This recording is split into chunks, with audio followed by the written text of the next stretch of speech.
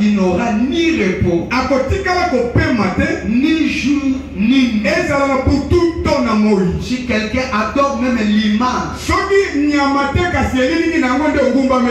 ressent même le nombre de son nom, il sera tourmenté dans le feu. C'est quelque chose de très important. Je désire parler sur la marque de la bête en lisant simplement les Écritures. Nous comprenons que la marque de la bête, c'est quelque chose horrible à voir.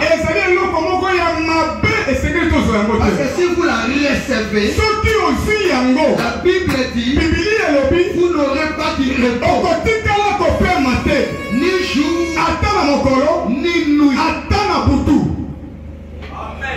Et le tourment, vous serez tourmenté. Et vous allez boire le vin de la fureur de Dieu.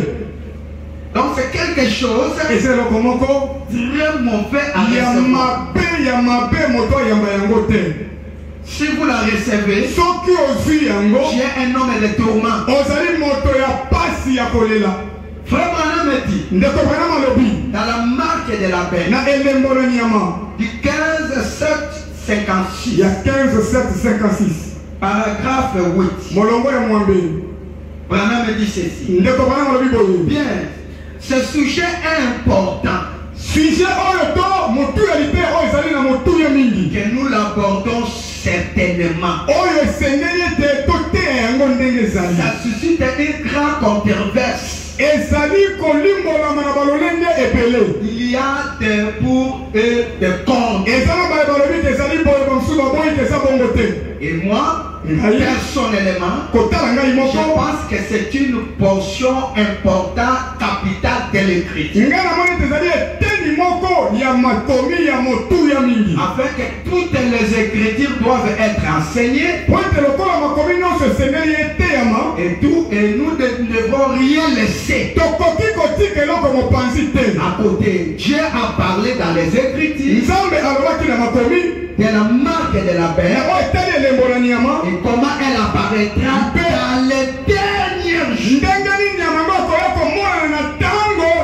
La marque de la bête apparaîtra, sera marquée dans les derniers jours. Est-ce que nous sommes dans les derniers jours? Et à tel prédicateur de l'évangile, je crois que nous vivons dans les derniers jours. Ça c'est vrai, Branham. Et je pense que c'est un message opportun qui devrait être apporté avec respect à ces jours ici.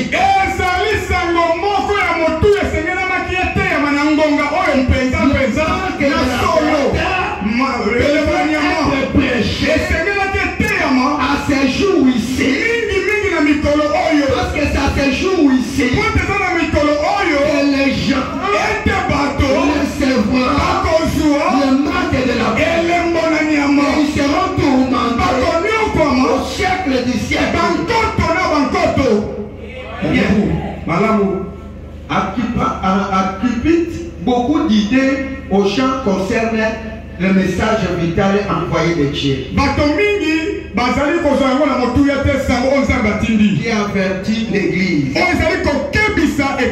a beaucoup de choses qui ont été conçues enseignant aux gens sur ce qui était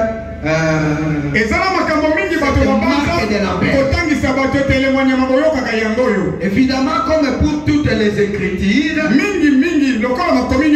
cela suscite des cultes. Chacun explique à sa manière. Et chacun fait sur le culte à sa manière. Assurément, pareille chose est sur le point d'arriver aux habitants de la terre. Il devait avoir un évangile, une réponse raisonnable et une question. Comme quelque chose vient arriver aux habitants de de la paix. Ce qui est le marque de la paix, cela doit avoir une réponse raisonnable. Est-ce que vous êtes là? Ok. Raisonnable sur cela. Ok. Attendez un peu, ça a sauté ici. Raisonnable peu. Si Dieu dit qu'on reçoit cela, les gens qui recevront cela seront tourmentés dans la présence de l'agneau.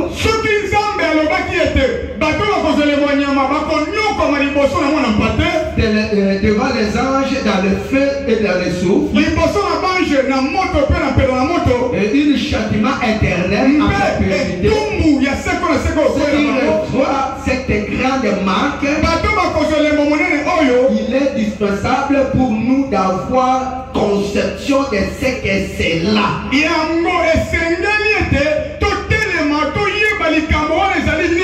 La marque de la bête, c'est quoi? Alors cela ne devrait pas être abordé par une idéologie mentale. Cela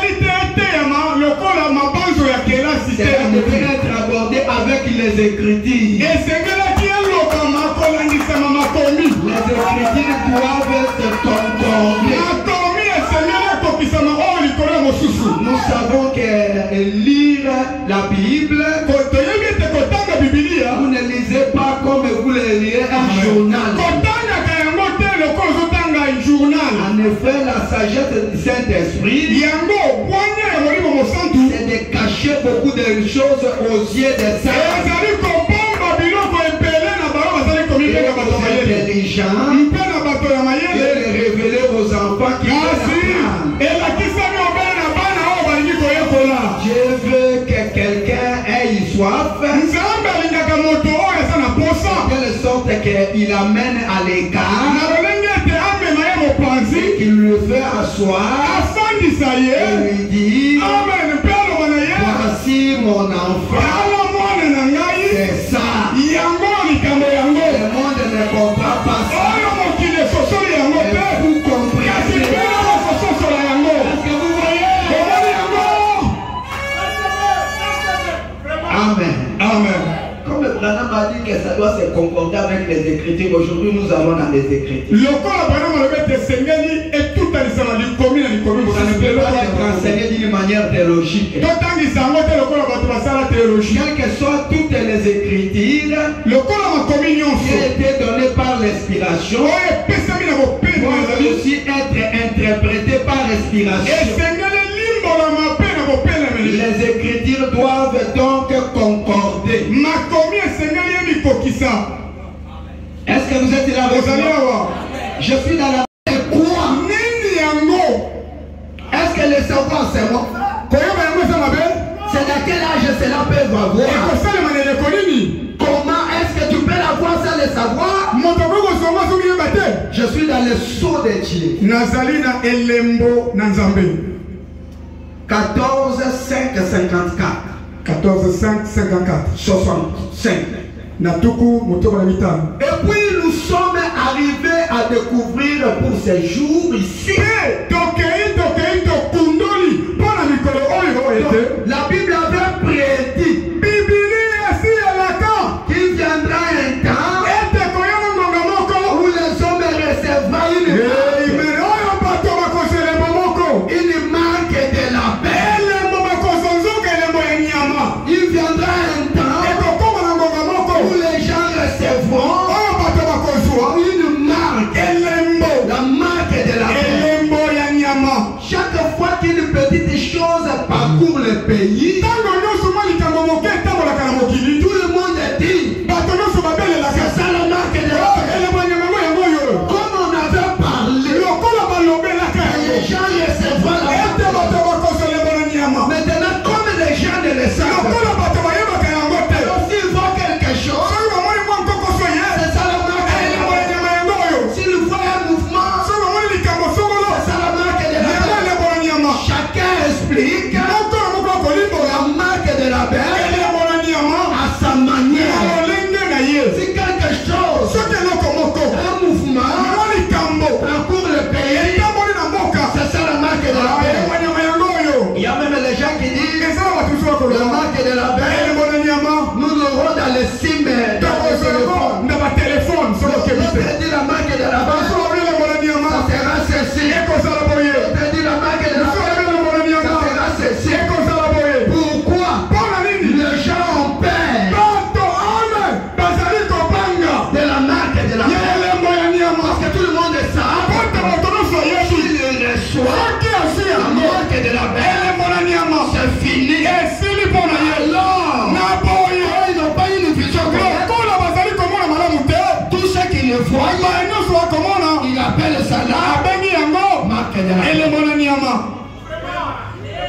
amen. Amen. Est-ce que vous êtes là? Et puis ça continue. Celui-ci dit la marque de la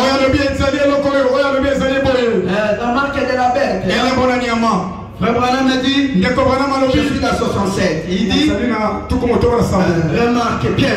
Tout le monde dit, ça c'est la marque de la bête. Et puis il continue. C'est la marque de la bête. Et puis les autres disent, la Russie, le communisme, c'est ça la marque de la bête. C'est un mensonge. Amen. Ce n'est pas la marque de la bête.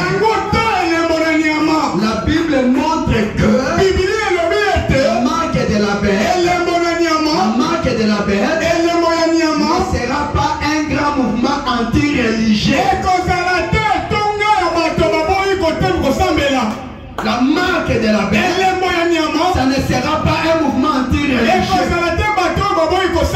Non, c'est ou anti-nationaliste. Le communisme n'est pas la Russie. Le communisme n'est qu'un esprit. Nous ne pouvons pas faire inquiéter au sujet de la Russie. Ce n'est pas ça le marque de la bête. Les Américains, ayant peur de la Russie, ils ont enseigné à le communisme. C'est ça le marque de la bête. Et puis un Américain, il dit non, ce n'est pas la Russie. N'ayez pas peur de la Russie. Ce n'est pas ça le marque de la bête. Amen, amen. Amen. Est-ce que vous êtes là avec moi? Est-ce qu'on peut acclamer pour vous? Nous voulons savoir cela. Le marque de la bête. Branham me dit c'est quelque chose d'important que nous devons savoir. Dans la prédication, l'année des jubilés. Frère Branham me dit au paragraphe 82. Écoutez, il y aura deux classes de gens dans les derniers jours. Tous les deux vont porter une marque. Dans les derniers jours, il y aura deux groupes de gens. Et tous les deux groupes vont porter des marques. Amen, amen. Amen. Est-ce que vous êtes là avec moi? Est-ce que vous êtes là avec moi? Dans le marque de la bête, 24. La marque de la bête de 13,554. 13,554. Frère Branham me dit ceci. Paragraphe 24. Au milieu de ma connaissance, ce sont des sujets les plus importants auxquels je puisse penser dans la Bible. La marque de la bête et le son de Dieu. Ce sont les deux sujets les plus importants. Les plus grands importants dans la Bible. C'est la marque de la bête et le son de Dieu. C'est la marque de la bête. Si vous la recevez, il sera tourment. Et Branham me dit, je pense le plus grand sujet de tous les sujets de la Bible, savoir la marque de la bête, connaître le son de Dieu. Vous devez le savoir. Amen, amen. Amen. Est-ce que vous êtes là avec moi? Est-ce que vous êtes ici avec moi? Dans la marque de la bête, toujours dans la même prédication, mais venez. Frère Branham me dit ce soir, la marque de la bête, et la dernière soir, ça sera le sceau de Dieu. Ce sont les deux sujets les plus c'est le sujet le plus important dont il faut parler à ce jour ici. Ce sont des sujets les plus importants. Plus importants. La bénédiction. Plus important que le mariage. Plus important que l'argent.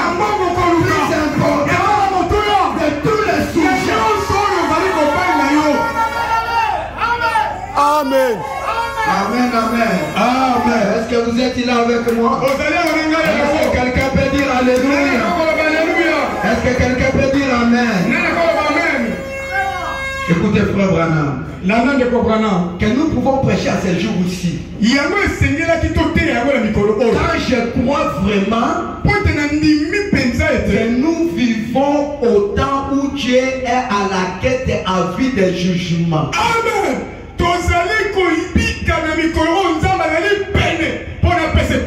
Je crois que nous sommes en plein jour. Le jour où les choses sont en train d'être données. Le jour où les marques sont en train d'être données. Et nous ne voulons pas être radicaux. Et nous ne voulons pas être aussi fanatiques. Est-ce que vous êtes là? Est-ce que les gens sont ici? Ce qui concerne le sort de Dieu, ce qui concerne la marque de la bête, nous ne voulons pas être radicaux. Nous ne voulons pas être des fanatiques. Nous devons le vérifier correctement. Amen. Et c'est que les moyens total les amis. Ce que les moyens total la pésalie nini. Nous ne voulons pas être fanatiques. Nous voulons simplement aborder tout cela aussi certainement dans la Bible. La Bible dit ici, c'est parfait. C'est bien sûr. Est-ce que vous êtes là avec moi? Nous ne voulons pas être des fanatiques. Nous ne voulons pas aussi être des radicaux. Nous voulons savoir. Parce que la Bible avait dit les gens recevront la marque de la bête. Les autres recevront le sceau de Dieu. La marque de la bête, c'est quoi? Nous devons le savoir. Et Branham me dit, est-ce que vous êtes là avec moi? Est-ce qu'on peut acclamer pour ce? Est-ce qu'on peut acclamer pour ce? Frère Branham me dit, vous ne pouvez pas être net. Écoutez, je suis uni sur une seule tête. 34. Bien. C'est ce qui arrive. Vous ne pouvez pas rester net. Vous devez être rempli de quelque chose pour survivre. Remarquez, vous pouvez être rempli de quelque chose l'un ou l'autre.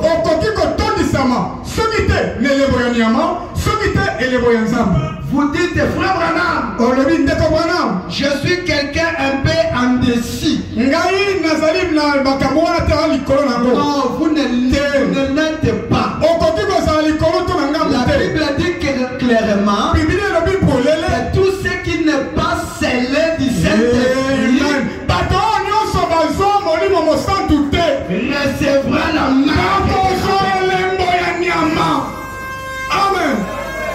êtes là avec moi? Est-ce que vous êtes ici avec moi? Tous ceux qui n'avaient pas le sceau de Dieu sur leur front avaient la marque de la paix. Vous avez donc les deux. Il n'y a pas de naître dans ces derniers jours. Soit vous avez la marque de la paix. Soit vous avez la marque de la paix. Vous ne pouvez pas dire je suis humilié. Il n'y a pas de mérite. Soit tu as la marque de la paix. Soit tu as la marque de la paix. À ce jour ici. Et la marque de la paix se donne à ce jour ici. Si tu la reçois, tu seras tourmenté. C'est l'un des signes dans l'Apocalypse. Amen. Amen, amen. Est-ce que vous êtes là avec moi? Est-ce qu'on peut acclamer un peu pour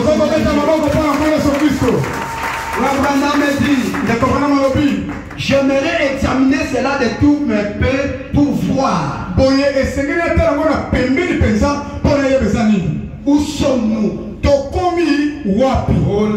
La marque de la paix. Souvenez-vous, c'est une marque religieuse. Amen. Est-ce que vous êtes ici avec moi? Alléluia. Est-ce que vous êtes ici avec moi? Alléluia. La marque de la paix, on ne les reçoit pas dans les bars. La marque de la paix, on ne les reçoit pas dans le football. Vraiment. La marque de la paix, on le récite dans les églises. Et si vous la recevez, il sera tourmenté. Vous quittez chez vous, vous venir adorer. Mais en adorant, vous recevez la marque.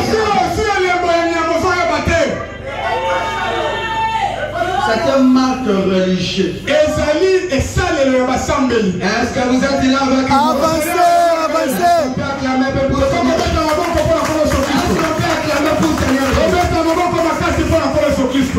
Alléluia. Écoutez, c'est une marque religieuse. C'est une marque religieuse. Certainement. Il se peut que vous soyez remplis de la religion. Que vous soyez remplis de la religion. Certainement. Il se peut que vous soyez remplis de la religion. Vous pouvez avoir toutes sortes de religions. Cela ne vous sauvera pas.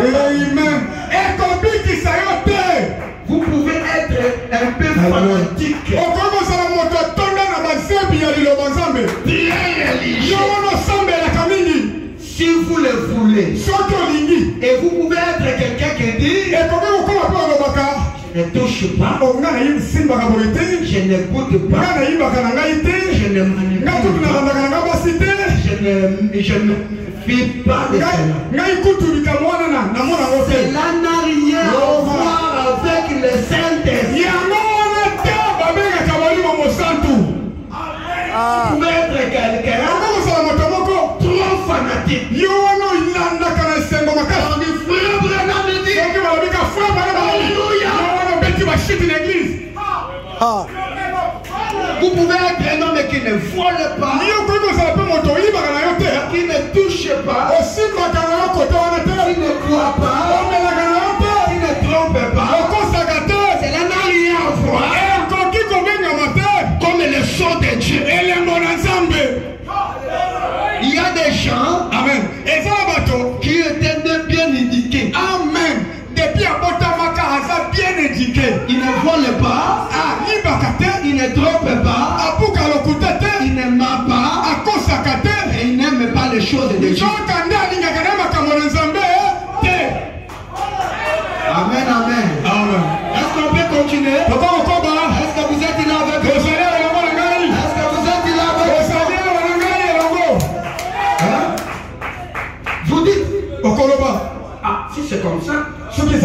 Je ne veux pas cette marque. Cette marque, je ne veux pas. Est-ce que vous êtes là avec moi? Vous pouvez recevoir cette marque sans le savoir. Amen. Ah. Vous pouvez recevoir la marque. Vous savez, on peut parler de mystère. On peut parler de choses. Branham me dit, c'est un sujet. C'est le plus important. Amen. Parce que lorsque vous recevez une marque, la marque c'est un signe d'appartenance. La marque c'est un signe. On peut t'identifier. Amen. Et quand vous recevez la marque, est-ce que vous êtes là? Cela sera donné à ces jours ici. Il y a des gens qui disent, moi ce n'est pas la marque de la paix. Moi je ne veux pas cela. Moi je n'ai pas besoin de cela. Écoutez frère Branham, dans la prédication allumer la lumière 51. Branham me dit ceci. Puis-je dire ceci avec révérence et respect pour apporter de la lumière. Comme le frère l'a dit, à un instant, nous vivons à ère plus tardive que vous le pensez. L'un de ces jours, quelque chose va arriver. Ça sera trop tard. Les gens recevront la marque de la paix sans le savoir. Il est en train de faire. Les gens peuvent recevoir la marque de la paix. Lui-même ne sait pas. Il a déjà reçu. Pourquoi? Si un aveugle conduit notre aveugle, les tomberont dans le fossé. Et Jésus a dit, nous vivons à une heure plus tardive que nous le pensons. Beaucoup de gens sincères. Est-ce que vous êtes là? Beaucoup de gens sincères, sans même le savoir. Il est très sincère, sans même le savoir. Et il a déjà reçu la marque de la paix. Il est très sincère. Très sincère. Il ne vole pas. Il ne touche pas. Il ne goûte pas. Très sincère. Est-ce que vous êtes là avec moi? Est-ce que vous êtes ici avec moi? Est-ce qu'on peut acclamer pour déjà très sincère? Mais il a déjà reçu la marque. Parce que la marque de la bête, c'est une marque religieuse. On le reçoit dans l'église. Troisième chose, 55. Sortez de ces choses-là aussi vite que possible. Amen.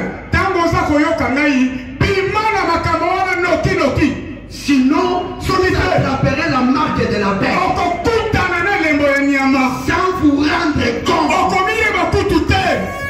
Vous espérez que... Je pense que c'est la pensée... je pense que la pensée spirituelle peut saisir celle-là. Je suis sûr que vous saisissez. Vous avez la marque de la paix.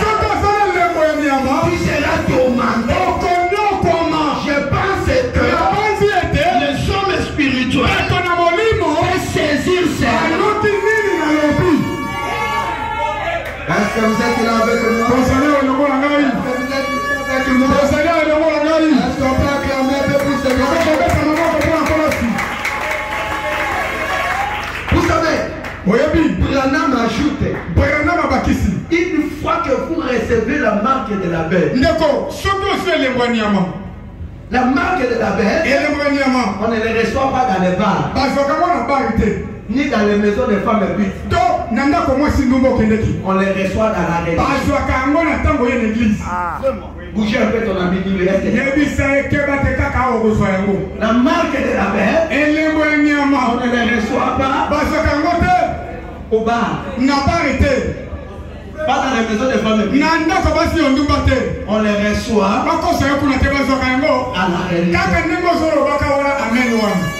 C'est là qu'on reçoit la marque. Et vous pouvez dire, je n'ai pas besoin de cela. Tu peux la recevoir sans savoir. Et si tu as déjà reçu, écoutez,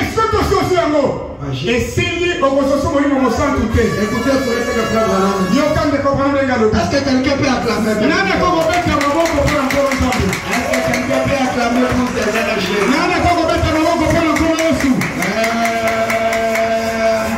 Écoutez, une fois que vous recevez la marque de la c'est fini. Écoutez ce que Frère Branham me dit. Dans les signes de 8:2:54. Frère Branham me dit, paragraphe 52.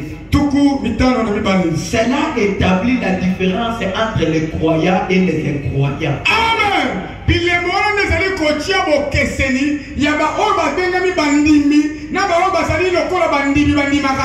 Ce qui avait été scellé pour le royaume de Dieu et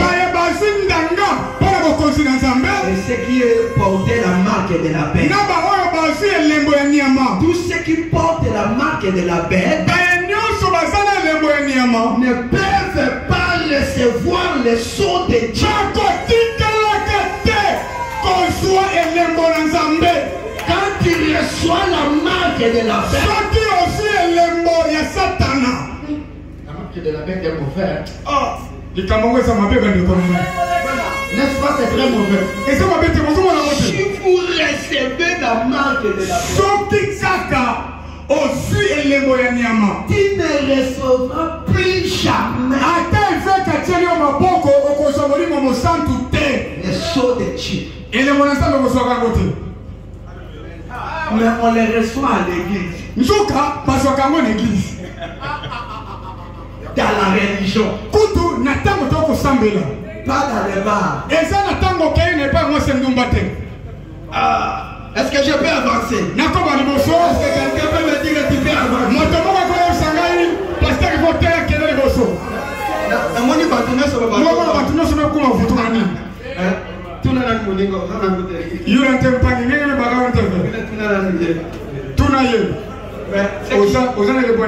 Ce qui est un problème, tu peux les recevoir sans les savoir.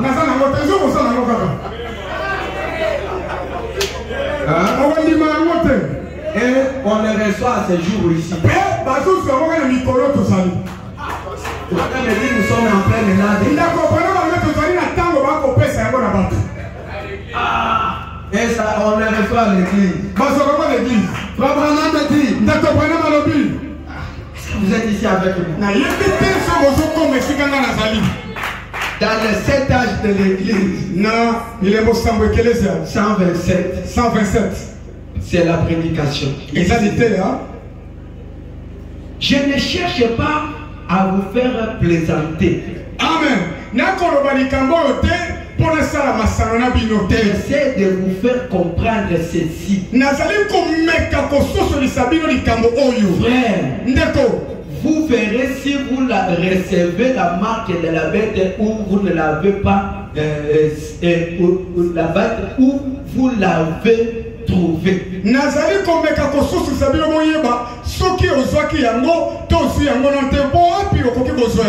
Vous serez totalement, si vous la recevez, vous serez totalement sans secours.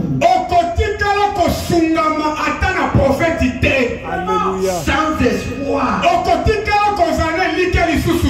Après avoir reçu ces sans secours.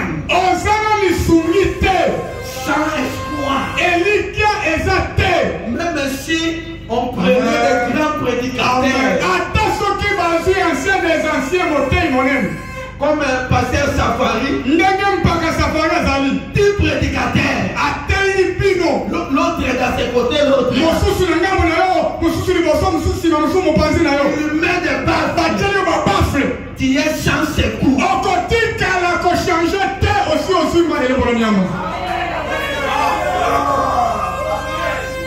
Bon, on va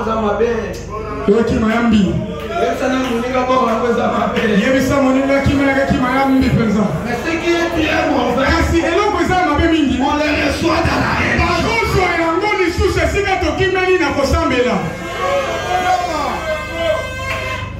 Sans secours. C'est pourquoi, écoutez, sans secours, sans espoir, après avoir réussi cela, écoutez, il n'y a pas de pardon pour cela.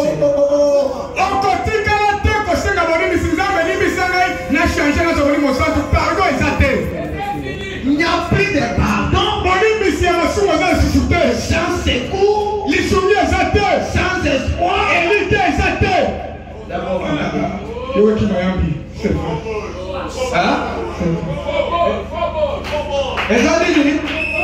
c'est bon. Et c'est esprit de mort. On a même moi tu aurais bien que bon. Attends moi qui bende ça moi bien que bon. Oh l'équipe ma paix. Est-ce qu'on peut acclamer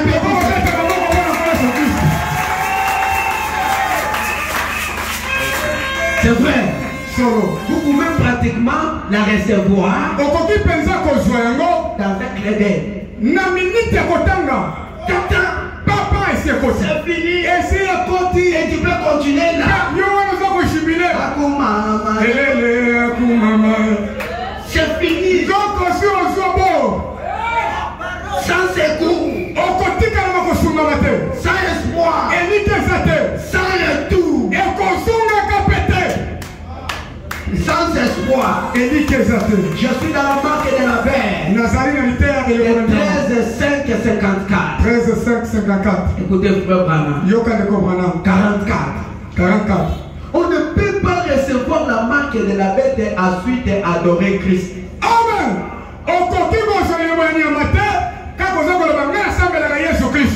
Vous ne pouvez pas recevoir la marque de la bête et être avec lui. Quiconque adore la bête et l'image à la bête sera tourmenté devant Dieu, devant les 16 Voilà ce qui dit le Seigneur. Je suis dans la marque de la bête. 15:7:56. 15:7:56. On va dire les écrits. Alors je donne les écrits. Il a dit il ne faut pas les prêcher d'une manière théologique. Il fallait que les écritures concordent. Alors je vous donne les écrits. 51. Mais laissez le Saint-Esprit a trépassé et écouté la parole. Vous dites à cela. C'est ça la Bible. Si vous recevez la marque de la bête, vous êtes perdu pour toujours.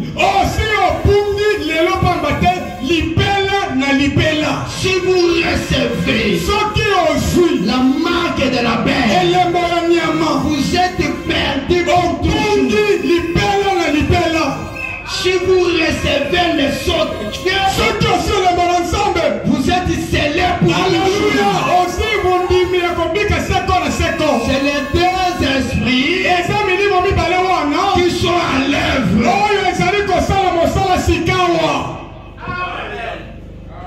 C'est pourquoi frère Branham me dit. C'est pourquoi frère Branham me dit. Si Dieu vous baptise de son sang, que ça monte un matin, que ça descend un guitare, que tu rétrogrades. Attends qu'on soit ici, que tu ne rétrogrades pas. Alléluia. Attends qu'on soit ici, tu ne seras jamais. Amen. Parce que quand tu reçois le son de Dieu, tu ne peux plus jamais recevoir la marque de la bête. Si tu reçois la marque de la bête, tu es perdu. Tu es sans espoir. Tu es sans secours. Tu es sans pardon. Tu ne seras plus avec Christ.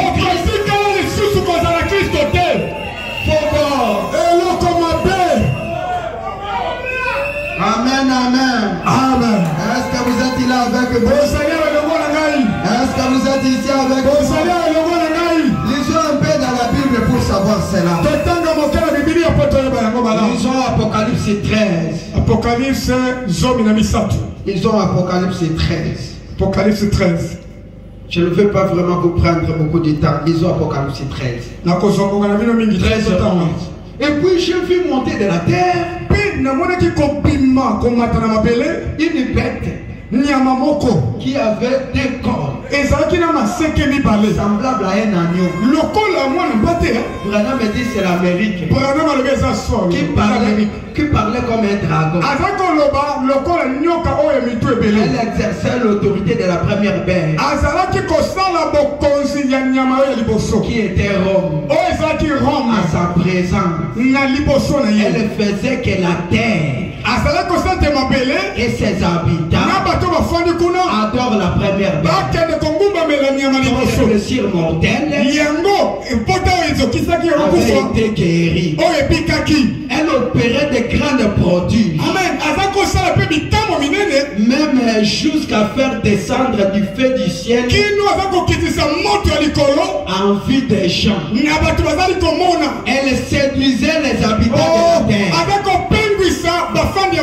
par les produits qui lui étaient donnés d'opérer à la présence de la bête, en disant aux habitants de la terre de faire une image à la bête qui avait blessé de paix et qui est vivant. Il lui fit donner d'animer l'image de la bête afin que l'image de la bête parle, afin que tous ceux qui n'adorent pas l'image de la bête fit tuer. Il fit que tout petit ou grand, riche ou pauvre, libre ou esclave, réussir une marque sur le maître roi et sur le front. Personne ne pouvait acheter ni vendre sans voir le marque et le nombre de la bête, le nombre de son nom. Est-ce que vous êtes là avec moi? On ne peut pas vendre ou acheter, soit tu adores la bête, soit tu adores l'image, soit tu as sa marque, ou bien tu as le nombre de choses.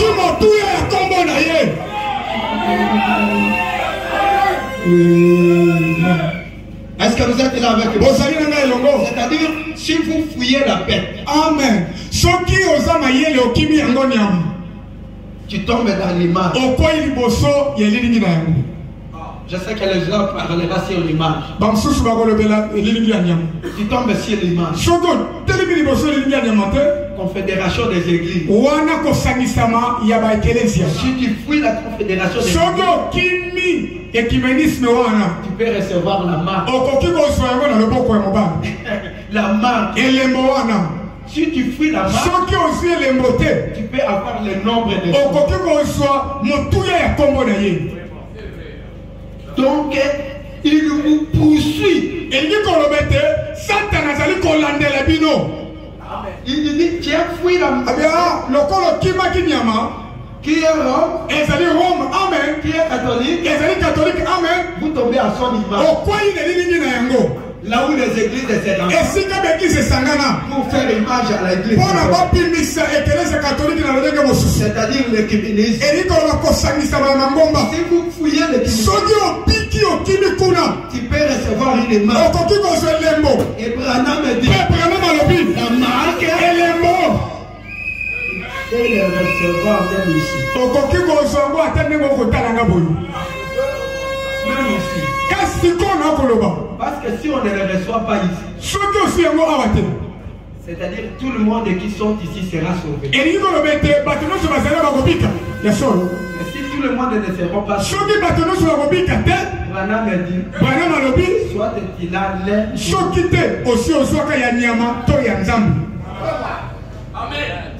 il n'y a pas de net.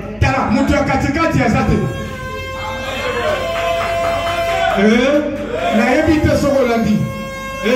Nayebi te soko yoki. Est-ce qu'on peut acclamer le peuple?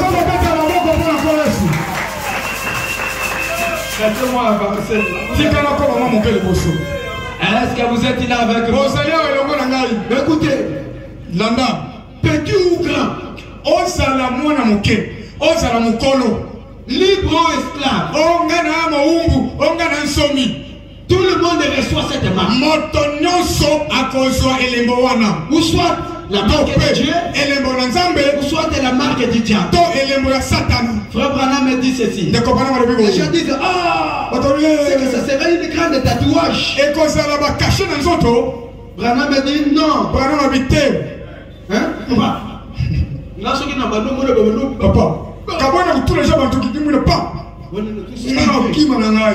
Parce qu'ils ont marqué mon papa. Écoutez ce que Branham me dit dans les sceaux de Dieu. Les sceaux de Dieu de 14, 5 et 54. 14, 5, 54. Frère Branham, pourquoi je donne les Écritures? Parce que Branham me dit que cette prédication est controversée.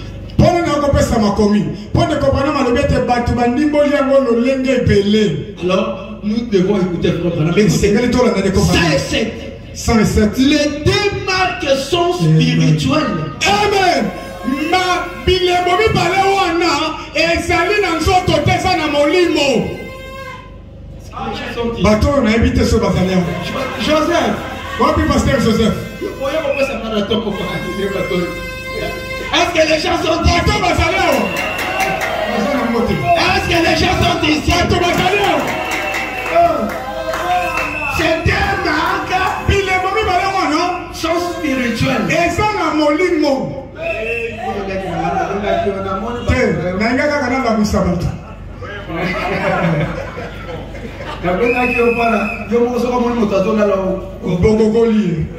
Amen, amen. Est-ce que ça sera des tatouages? Et qu'on ça la caché dans les autres? Oubliez ça. Ce n'est pas un cachet. Ce n'est pas des tatouages. Ce sont des marques spirituelles. Tous les deux marques sont spirituelles. Lisons Frère Branham. Tous les deux marques sont spirituelles. Je veux les prouver par la Bible. Amen. Les deux marques sont les marques spirituelles. Beaucoup de gens disent, on dirait c'est ça. On faisait des tatouages au front. On faisait des tatouages sur les mains. Nous avons vu hier soir que c'était ma soeur. Oui, c'est faux. Il s'agit de marques spirituelles. C'est vraiment très caché. Amen. Ce sont des marques très cachées. Très spirituelles. Mais tu peux les recevoir dans un grand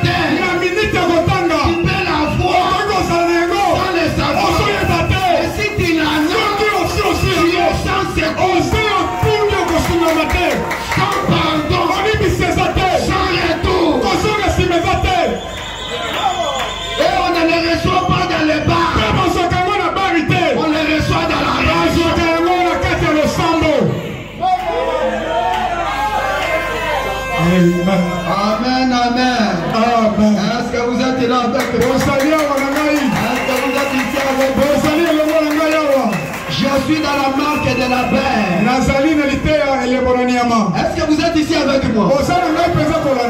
Marque de la bête. Et le Bonaniama. 13, 5, 54. 13, 5, 54. 234. 234. La Bible dit, ceux qui adorent la bête reçoit la marque ou le nombre de son nom. Regardez bien. Sur le front ou la main, c'est-à-dire la connaissance et les œuvres. Sur le front, c'est-à-dire les gens recevront les enseignements, la connaissance, la marque de la bête. Ces enseignements vous donnent cette marque. Ou bien sur la main, c'est-à-dire tu vas commencer à aider, à soutenir par l'œuvre de la bête.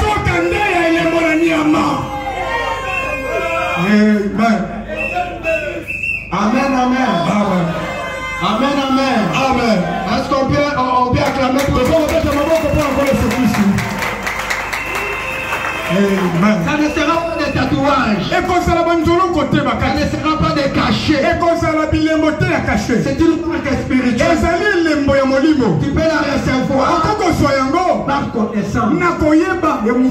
Frère Branham me dit, vous quittez chez vous comme un croyant. Vous venez à l'église et vous trouvez pasteur incrédule avec la marque de la bête et il vous donne ça.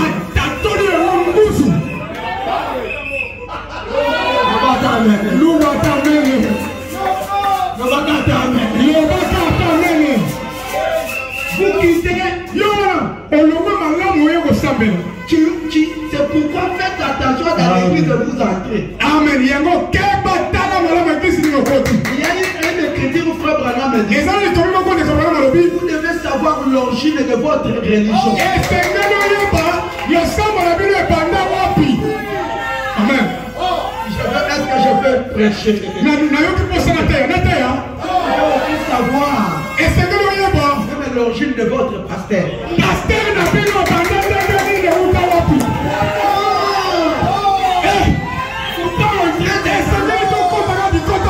Parce que la marque de la bête, on la reçoit dans la religion. Nous vivons dans un âge où les gens entrent le porte. Ceux qui l'écoutent, tu entres.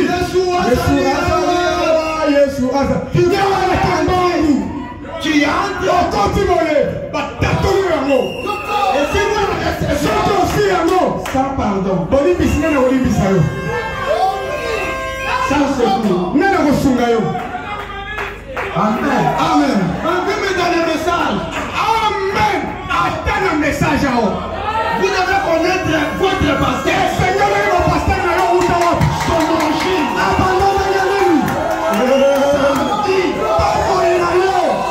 Qu'est-ce qu'il a fait? Il ne faut pas entrer. Parce que les gens tremblent.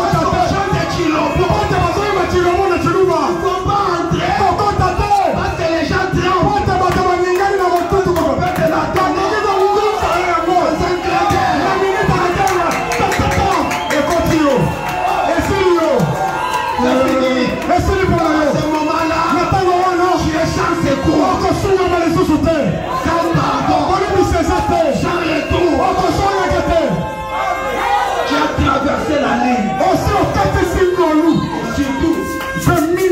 Nous vivons dans un âge des aventuriers. Il est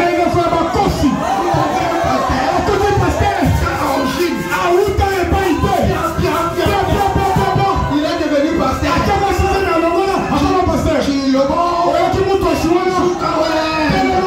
Quand tu viens, tu te plonges.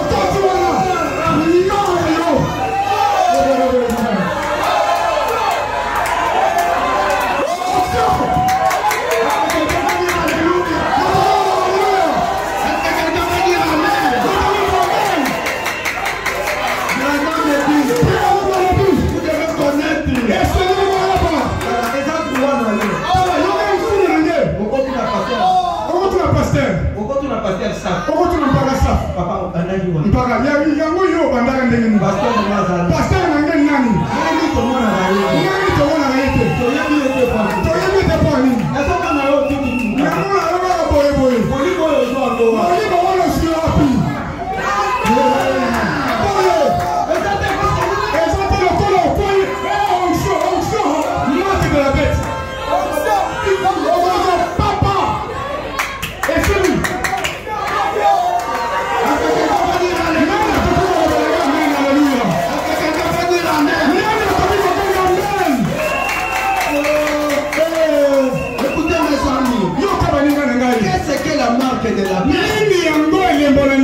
Parce que c'est très nécessaire.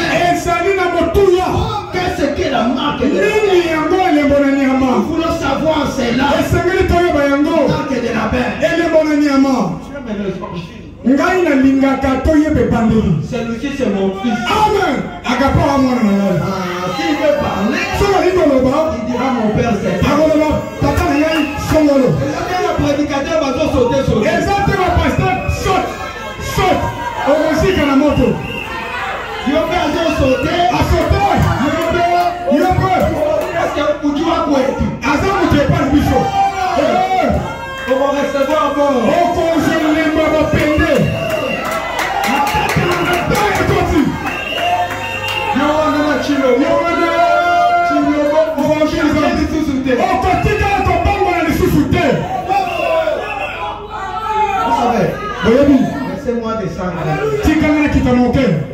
Pourquoi vous voyez aujourd'hui Yango Morelelo des prédicateurs Bataille avec des grandes églises? N'abeki Siminene. Il tombe le matin. À quoi il a tongo? À quoi il a pont? À 15h. À quoi il a maman Moussou?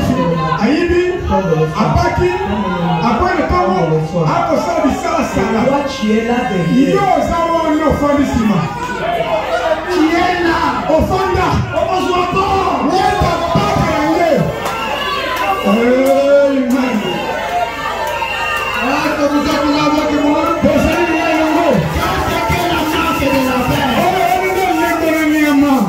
La marque de la paix c'est quoi? J'avais cité un peu ce que frère Branham a dit. Parce que je n'ai pas le temps de lire tous les signes. Frère Branham dit la marque de la paix c'est l'incrédulité. C'est marque de l'incrédulité. La marque de la paix c'est marque de l'incrédulité. On vous présente la parole. Tu lis frère Branham. Tu dis parce que ça ne vient pas de notre église. Branham dit tu peux quitter votre maison et écouter un pasteur incrédule. Toi-même tu deviens incrédule. Amen.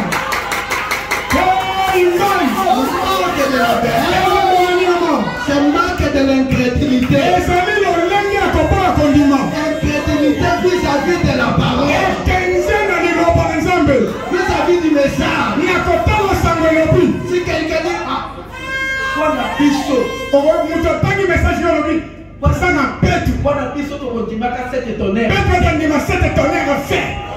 Mais quoi dans tout le monde kasi 7 tonnerres.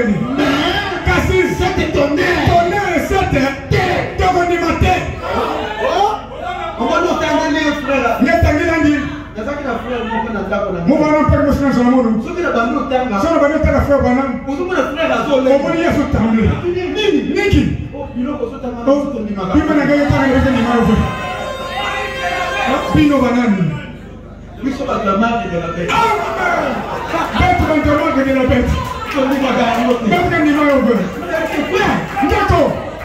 Quand on lit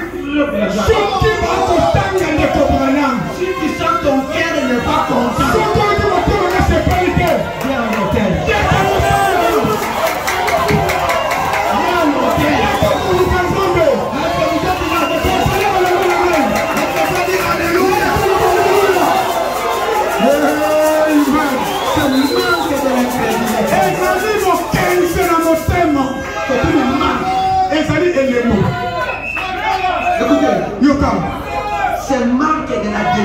domination.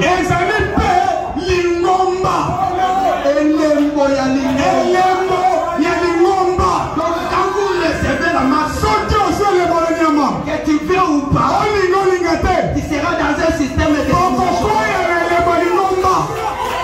Dans le message, un système de nomination sur lequel il y a un système de hiérarchie.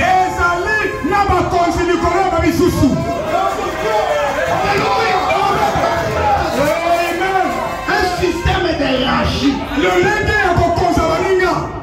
Dans les dénominations. Tu n'es pas libre. Quelqu'un là-bas en train de vous donner les ordres. Avec un frère est-ce que vous êtes là avec moi? Un système de dénomination. Et le frère me dit la dénomination signifie jeter les pensées de Dieu et prendre les pensées des hommes.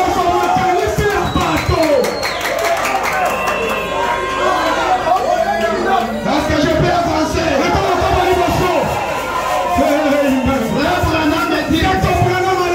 La marque de la belle, c'est la marque de Caïn. Il est le premier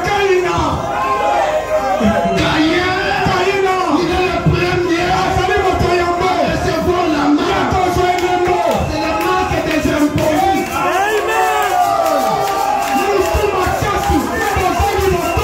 Est-ce que vous êtes là? Est-ce que je peux décoller? Dans ce message, nous pouvons tout dire. Le frère Branham me dit respect aux anciens. Si vous voyez un prédicateur très impoli, marque de Caïn. Marque de Caïn, il est le premier à manquer son père. Il était le premier à manquer Dieu. Dieu lui demande, où est ton frère? Est-ce que tu m'as dit? Yo, alaki kuwasa zoro bana nzambe yo chakanga itapita mukundeko. Est-ce que toi tu me dis de le protéger? Yo ndo lemsanga ina na kenge na ye. Dieu lui dit Caïn, Nzambe Caïn nini? pourquoi tu es attristé comme lui? Po nini okomelongi ya maoma boyo? C'est un manque de jaloux. Amen. Ezali nembo ya bao bayina kabaninga. Si tu prêches bien, il est jaloux. Soda sana suwa.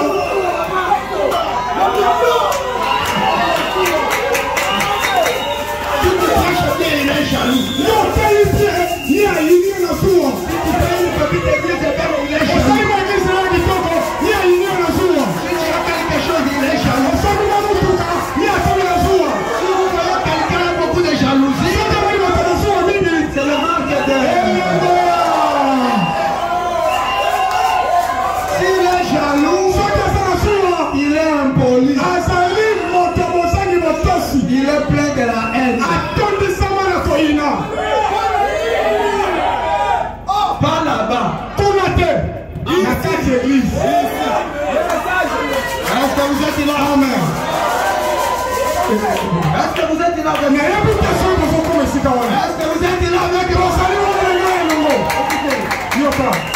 C'est le marque de Caïn.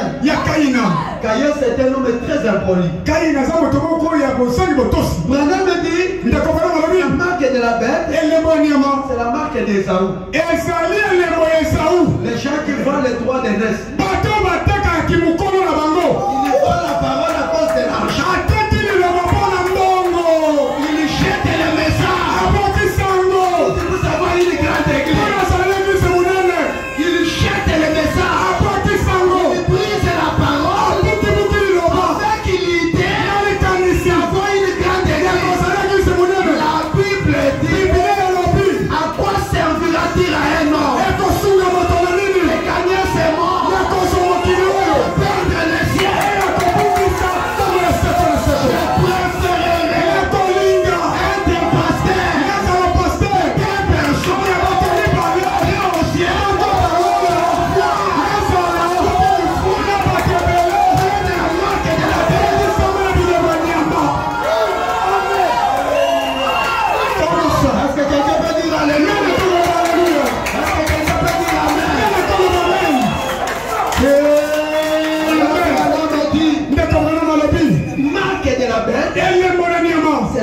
marque de la boycott. Et ça y est, les moyens qu'on boya. Les gens qui refusent. Boya condiment. Vous dites, vous êtes la parole de la connaissance.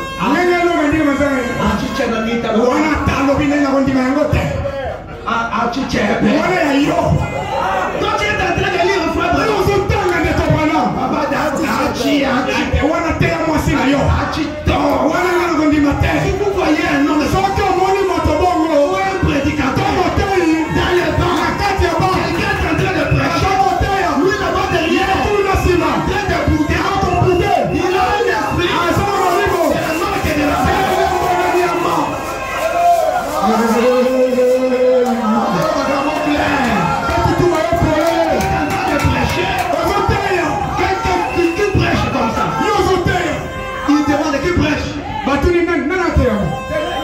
Albert.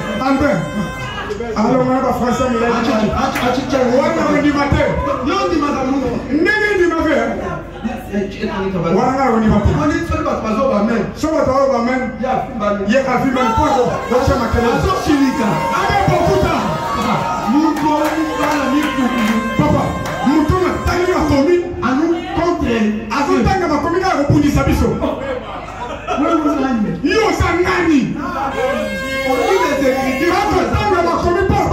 toi tu es là.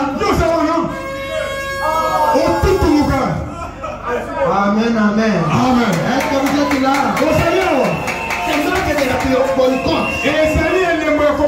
Maintenant ajoute, c'est la marque de l'apostasie.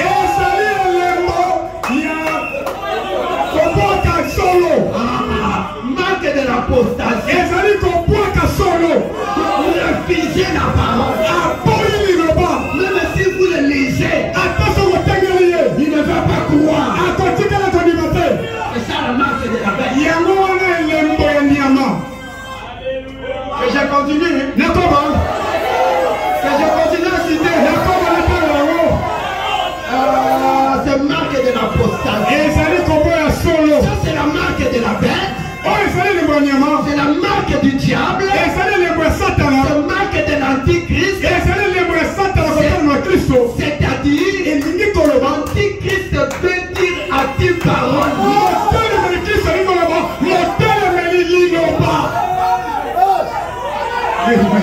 Marque de la parole. C'est marqué. C'est là la marque. C'est là, c'est quand on vous donne la parole, vous refusez. Marque de la bête, c'est la marque qu'on donne à ceux qui refusent d'écouter. Amen. La marque dit, quand on reçoit la marque de la bête, quand tu reçois la marque de la bête, c'est un marque de vagabond.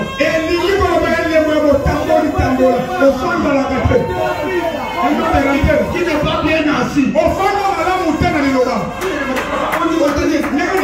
n'est pas bien assis. Il n'est pas bien assis. C'est un vagabond. Un errant. Un roseau agi.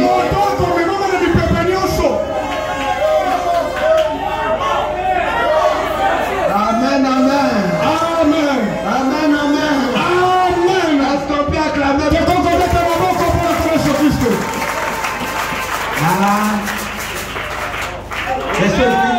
Laisse-aussi lire le frère Branham. Dans les citernes crevasées. 43.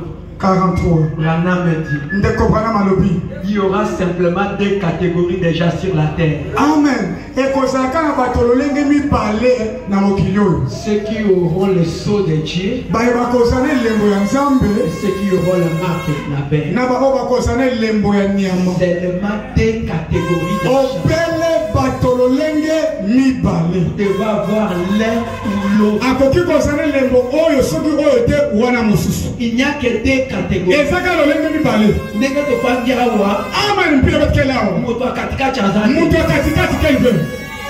Soit aux anango, soit aux anango.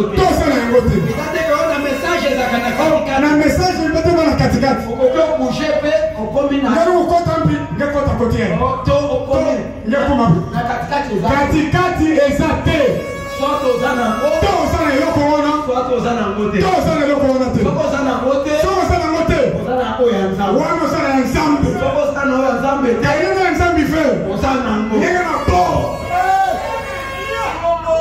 Ah? Etanini? Fobo.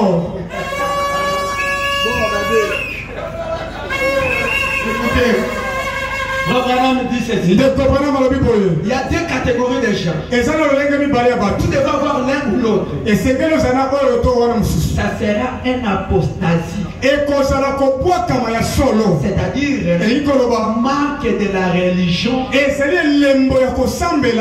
d'une religion apostate.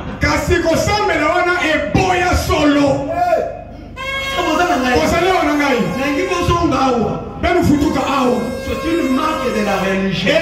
Une religion qui refuse quelque chose. Vous le présentez la parole. Pas ça. J'avance. Écoutez, vous le prenez.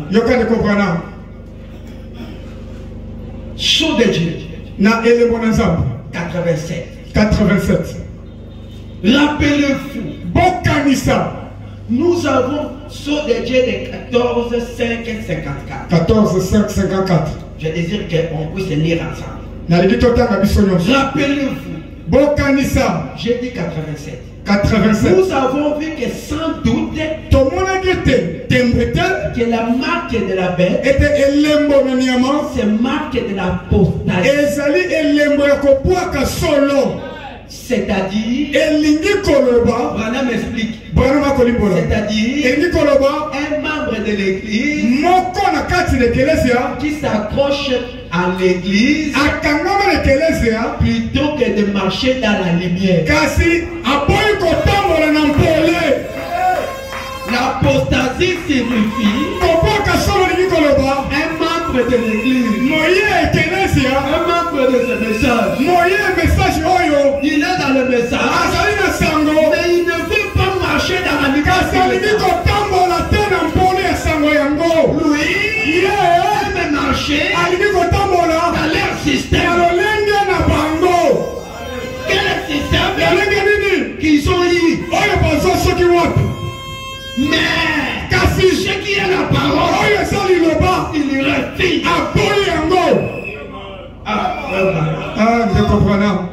C'est-à-dire qui s'accroche, qui ne veut pas marcher dans la lumière, qui rejette la lumière. Alors il reste dans les ténèbres. Je vais girer. De 2 août 60. 2 août 60. 86. Paragraphe 86. Maintenant, qu'est-ce que la marque de la paix? C'est le rejet du Saint-Esprit. C'est la marque de l'apostasie. Souvenez-vous autrefois, quand la trompette sonne, quand l'année de jubilé venait et que la trompette sonnait, chaque esclave avait droit de s'en libre. Mais s'il choisissait de rester, de ne pas aller libre, il était amené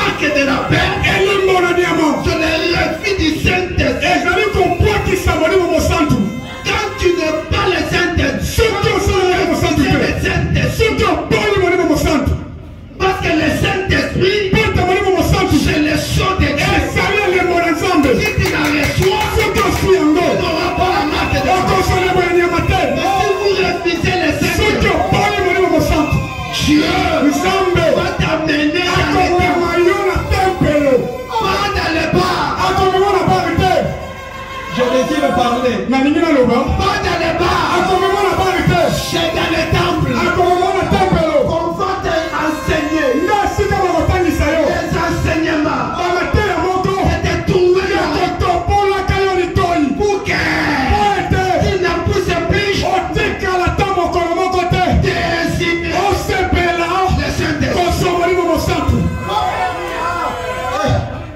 Est-ce que vous pouvez dire amen? Est-ce que vous pouvez dire amen? À ce moment-là, même si on sonne la trompette, amen. On ne va plus écouter. Merci à vous. Avant ça, nous allons écouter cette fois par samedi. Parce que je suis fait la fin. Écoutez, qu'est-ce Dieu vous appelle à recevoir le Saint-Esprit. Et vous la refusez. Alors Dieu vous marque de l'oreille. De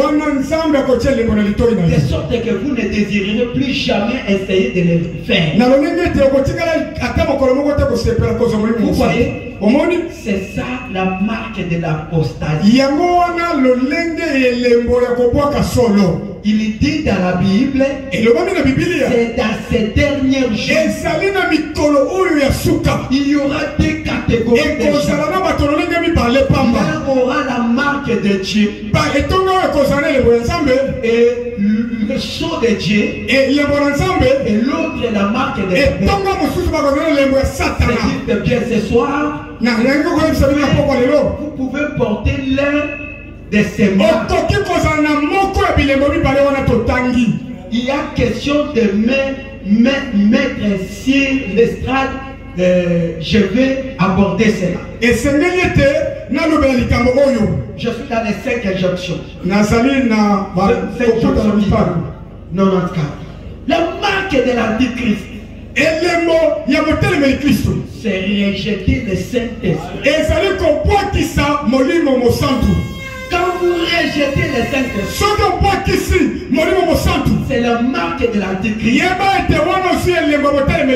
Afin que vous êtes scellés pour toujours en dehors du royaume. Sans possibilité d'être pardonné. Celui qui parle contre le Saint-Esprit ne sera jamais pardonné. Je livre Branham. Dans ce siècle, dans le siècle à venir, voilà votre marque, votre marque de la paix. C'est parler du mal du Seigneur. Voilà votre marque de la paix. Et le sceau de Dieu, bref, le sceau de Dieu, c'est le baptême du Saint-Esprit. La marque de l'Antéchrist, c'est renier cela. Vous êtes marqué d'un côté ou d'une autre. Nous ne devrons pas recevoir, nous devrons recevoir le Saint-Esprit aujourd'hui. Si vous voulez simplement croire, dans quelques instants dans la prière, les miracles et les produits, je les produiront. Ils se produiront cet après-midi. Peu importe ce qui fait arriver. Parce que là où il y a le Saint-Esprit, il y a le miracle. Il y a le signe. Il y a le produit. Il y a la puissance. Il y a Dieu. Moi je crois un Dieu qui a. Est-ce que vous êtes là avec moi? Parce que le Dieu de Frère Branham n'a jamais changé. Il ne changera pas. Si quelqu'un est malade, si le Dieu de Frère Branham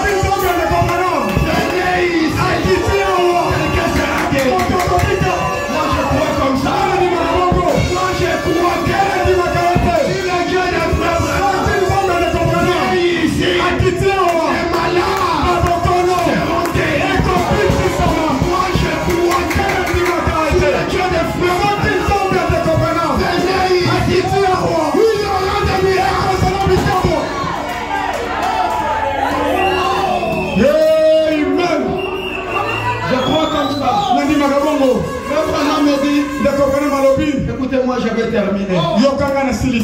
Nous sommes au temps des jonctions. C'est à cet temps ici. Le 7e jonction. Quel sera le suivant, frère Branham? Nous entrons dans le millénium. Le temps s'arrête à ces jonctions. Et l'éternité commence. Est-ce que vous êtes là avec moi? Est-ce que vous êtes ici avec moi? Dans la marque de la bête. De 13,554. 176. 176 paragraphes. Vous voulez voir dans quelques minutes ce qui est la marque du diable, le son et la marque de la bête, quiconque parle contre le Saint-Esprit, il ne sera jamais pardonné. Ni dans ce siècle, ni le siècle à venir. Regardez bien cette première église. Ce qu'ils ont fait. Faites bien attention à la deuxième église. Vous pouvez être scellé à l'extérieur du royaume, à l'intérieur de ce qui du diable. Il n'y a pas de pardon. Ni dans ce siècle, ni dans le siècle à venir. Faites donc attention en marchant avec respect. Faites attention. Faites attention en marchant avec respect. Faites attention de ce que vous faites. Car vous ne savez pas ce qui va arriver. Nous vivons dans l'âge où les gens blasphèment, parlent. Et vous savez, mes bien-aimés, quand on parle de blasphème, chacun interprète dans sa langue. Les gens de ceux qui sautent, ils disent, comme tu as parlé de ça, tu as parlé de blasphème. C'est-à-dire qui prêche la parole. Il dit, comme tu as parlé de la parole, tu as blasphémé. Tous les deux groupes, tu peux recevoir les marques de tous les deux groupes. Je dis tous les deux groupes.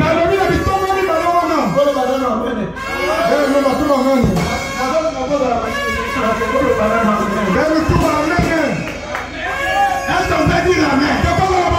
Tous les deux groupes. Si tu n'es pas bien assis, tu recevras la marque. Vous devez savoir ceci. Vous devez savoir ceci. Le Saint-Esprit fait descendre et faire écrouler quelqu'un. Ce n'est pas un diable. Le Saint-Esprit peut le faire. Quelqu'un peut sauter. Quelqu'un peut prophétiser. Moi je crois comme ça. Je crois que le Saint-Esprit peut saisir quelqu'un et il vit correctement. Amen. La parole. Dans la mauvaise condition, c'est être radical. Être radical. C'est-à-dire, il faut ceci. La mauvaise condition, c'est d'être radical. Il faut cesser. Je veux vous dire, quand on prêche Dieu, là où il y a Dieu, il y a le surnaturel. Là où il y a Dieu, il y a la puissance. Là où il y a Dieu, il y a des dons. Il y a le surnaturel.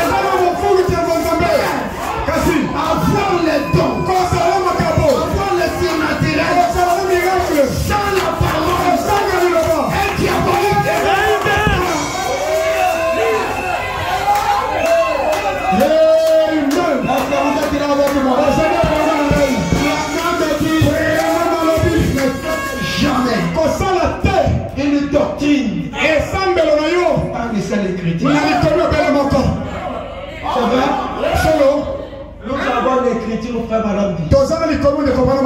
Quelqu'un peut recevoir le baptême du Saint-Esprit.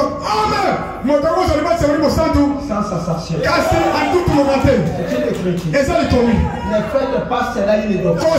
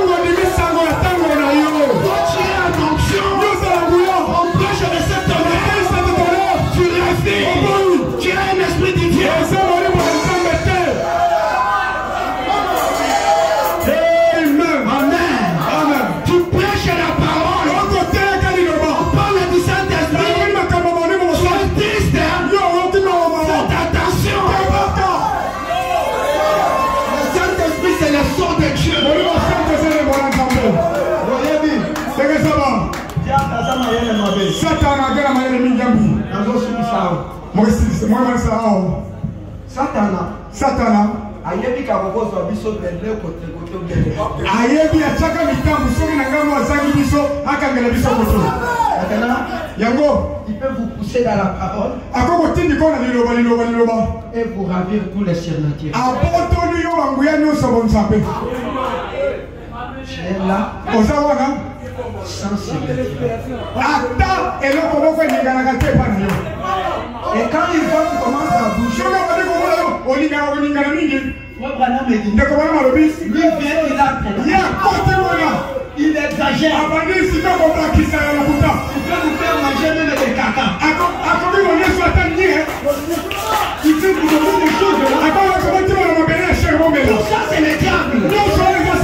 Parce qu'il lui sait que si vous recevez les saintes la vraie, il y a son nom, qui a Dieu. Là où il y a Dieu, il y a des surnaturels. Est-ce que vous croyez comme ça?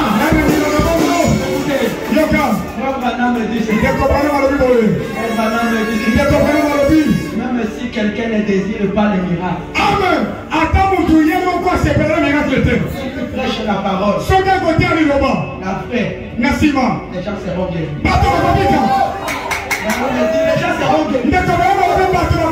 Parce que la parole est lui-même.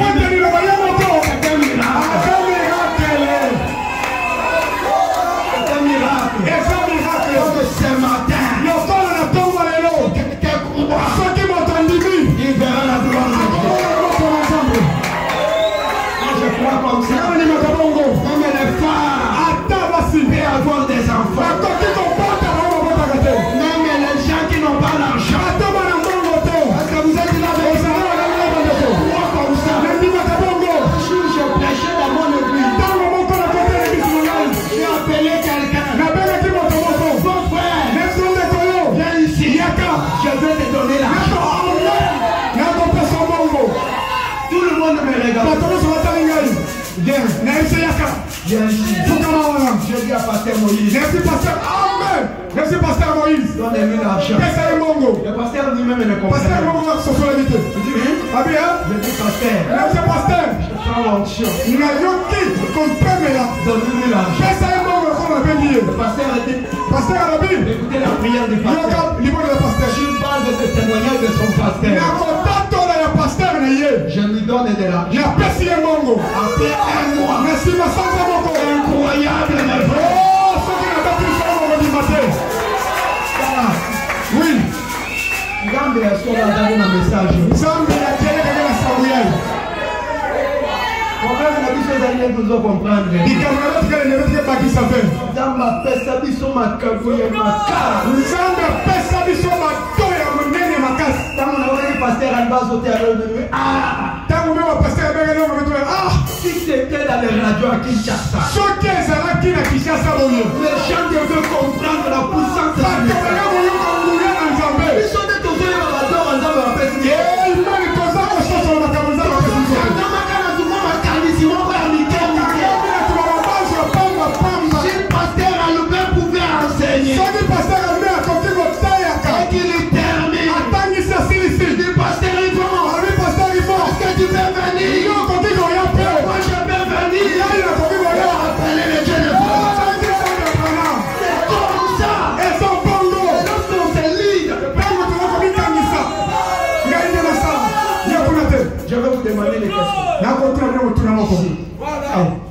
Je veux que quelqu'un me réponde.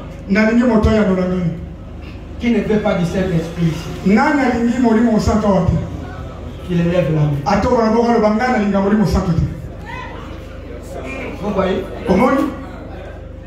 C'est-à-dire que nous tous nous le disons. Le problème c'est que nous regardons ce qui exagère.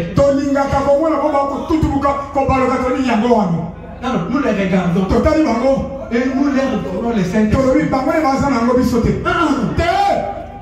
Papa, le Saint-Esprit. Qui ne veut pas le Saint-Esprit? Deuxième question. Qui veut le NG sans miracle? Qui lève la main? Troisième question. Qui veut être dans le message sans croire au frère Branham?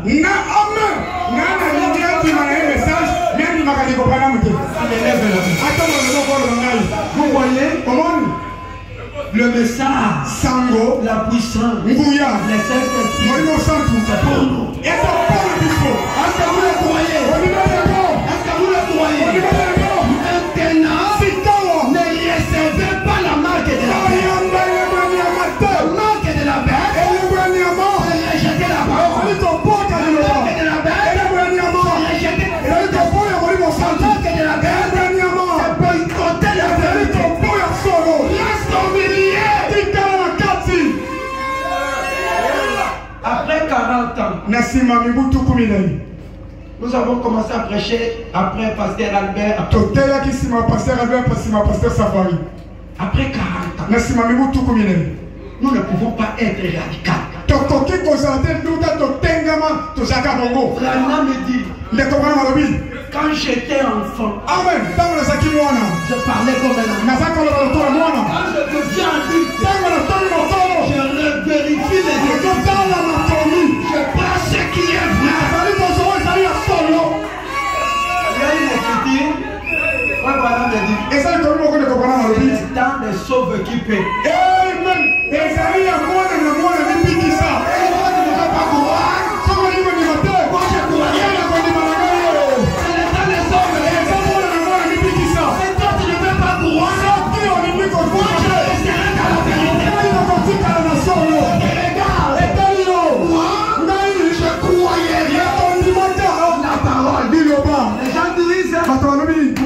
La parole, c'est croire au don.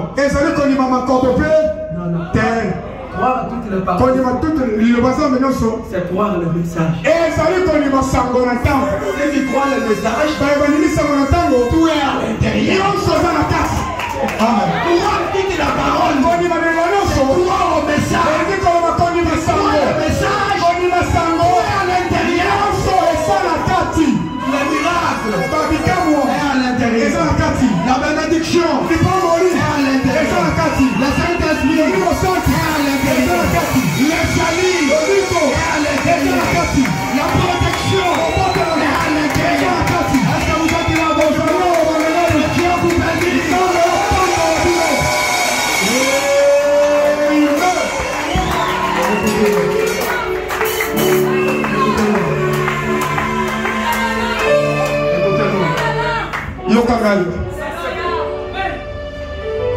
S'il y a quelqu'un, je ne sais pas si vous avez appelé les gens. Si vous avez appelé les gens, je vais demander une question. Nous venons de lire que celui qui reçoit la marque de la paix, c'est celui qui rejette la peine de Dieu. Il reçoit directement la marque de la paix. Si vous recevez la marque de la paix, tu vas souffrir. Maintenant, je vais te demander. Si tu n'as pas le Saint-Esprit, si tu n'as pas encore créé la marque, donc tu es encore gracié.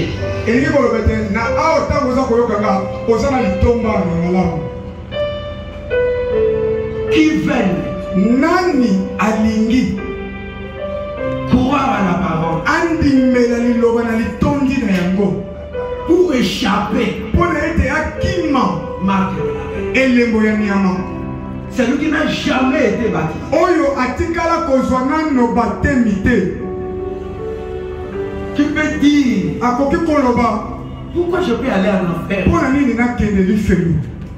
Alors que la parole de Dieu est là. Donc le loba nzambe ko bikisanga yango. Je peux croire. Na ko kondimela.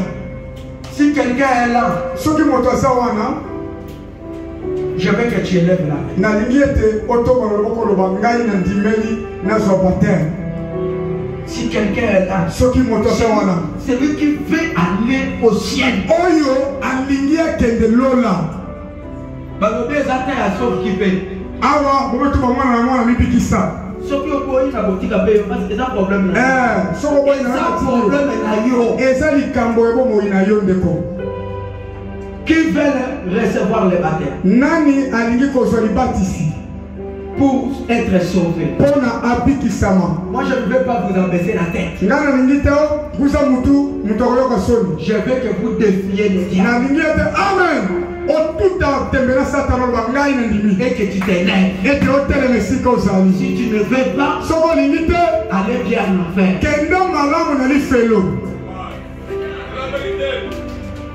Est-ce que quelqu'un est là? Lève-toi ma sœur et mon frère. Je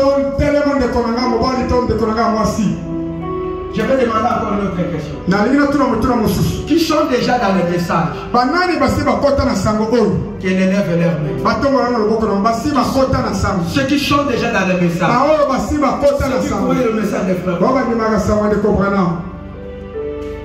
Abaissez-le. Ceux qui n'ont jamais cru au message. Qu'il élève la main. Mes frères, qu'est-ce que vous voulez? Vous voulez aller en enfer? Vous avez levé 3 mains. Voulez-vous aller en enfer? Si vous ne voulez pas aller en enfer, je vous ai dit le temps de s'échapper, c'est maintenant. Qui veut le venir? Nani alingi koya liboso a?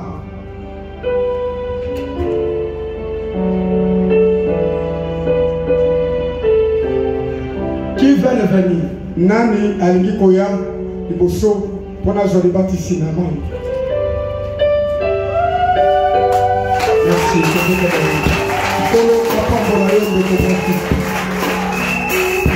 Qui veut encore venir? Nani akoki koya lisusu? On y a été livré. Ah, livré la pénale,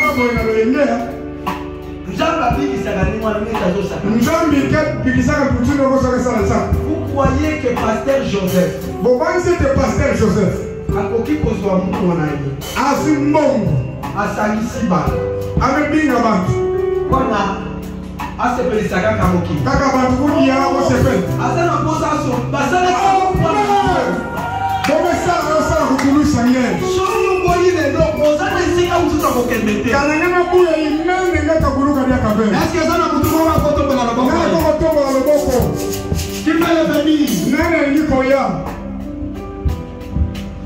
qui fait l'année au ciel?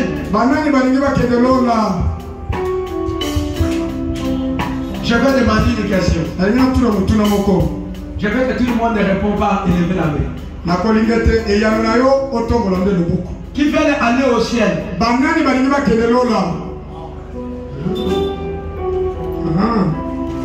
Qui veut aller en enfer?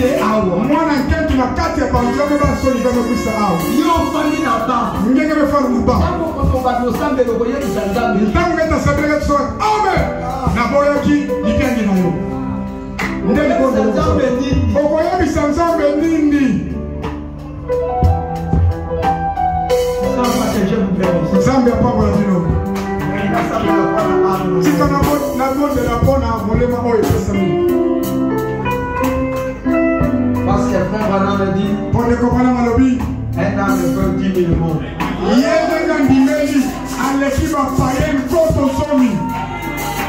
Je vais prier. J'ai bien aimé Seigneur Jésus. Cette sœur s'est levée dans le bas. Devant tout le monde. Il a traversé la strade. Il est venu jusqu'ici. Il a défié les diables. Il a accepté d'aller au ciel. Notre Père et notre Dieu, je l'introduis dans cette chemin d'ici. Protège-les. Gardez-les dans le vaisseau de Dieu. Ne laissez pas quelque chose de mauvais lui. Baptisez-les du sceau de Dieu. Qui ne reçoit jamais le mal. Que nous sommes reconnaissants pour cette âme. Au nom de Jésus. Amen. Amen.